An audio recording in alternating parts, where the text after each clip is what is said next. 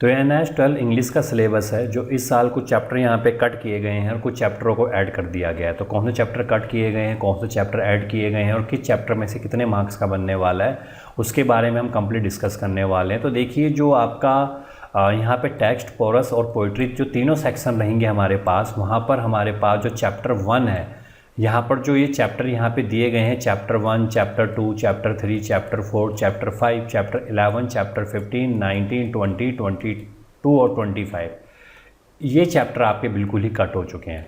तो इस चैप्टर में से आपका कुछ नहीं आने वाला है, जो भी आएगा आपका वो इस चैप्टर में से आएगा। तो मतलब आपको चैप्टर 6 जो है my grand mother house, chapter 7 जो है रीडिंग विद अंडरस्टैंडिंग, चैप्टर 8 जो है अ केस ऑफ सस्पिशियस, 9 में माई सन, 10 में वेयर द माइंड, 12 में इफ़ आई वर यू, 13 में the tiger in the tunnel, 14 में द रोड नॉट टेकन, 16 में आई मस्ट नो, 17 में इंडिया, 18 में नाइट, फिर 3 आपके रीडिंग विद अंडरस्टैंडिंग है। देखिए, रीडिंग विद अंडरस्टैंडिंग का मतलब होता है कि आप उसमें क्या पढ़ रहे हो, ये है रीडिंग विद अंडरस्टैंडिंग। सिंपल सा मतलब इसका यही होता है।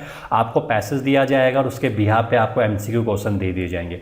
बाकी आप चैनल पे जाकर प्लेलिस्ट को चेक कर सकते हैं, वहाँ पर हमने इसकी भी आपको chapter wise board papers, sample papers, notes, सब कुछ उसमें हमने कंप्लीट कर दिया है प्लेलिस्ट में। तो वहाँ पे जाके NS-12 की जो प्लेलिस्ट होगी वहाँ पे आपको जाना है और जो भी आपके सब्जेक्ट्स होंगे उस सब्जेक्ट्स के हिसाब से आप उसको चेक कर सकते हैं और देख सकते हैं। तो उसमें हमने कंप्लीट पेपर करना किस तरीके से है, कैसे पेपर आने वाले हैं, वो कंप्लीट है।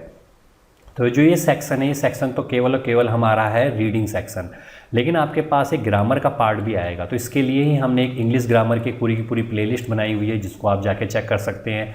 इसी के लिए ही हमने कुछ सैम्पल पेपर, बोर्ड पेपर आपको बताए हैं कि किस तरह के पेपर इस बार आ सकते हैं, किस तरह के क्वेश्चंस आ सकते हैं, वो भी आपको चेक कर लेने हैं। तो उसमें भी कंप्लीट आपकी तैयारी हो जाएगी।